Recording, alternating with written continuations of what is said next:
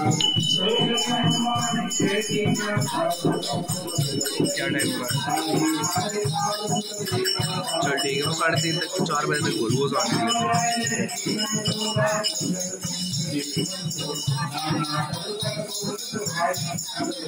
देखी जाएगी, तेरे साथ जाएगा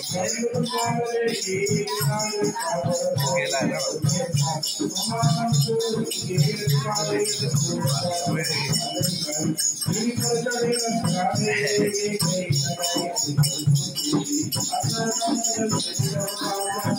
अबे 4 बजे निकलेगा, वो 7:30 तक ही पहुंचेगा। टेंशन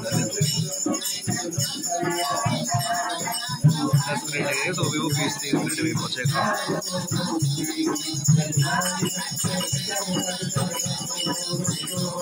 पता नहीं यार, प्रियम बोल रहा था मुझे कि तनिष्क मुझे बोल रहा है कि मुझे भी ले ले घर पे।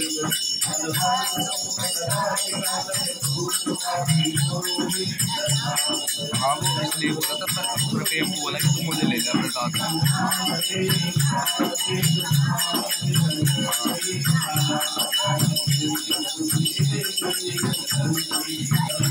ठीक है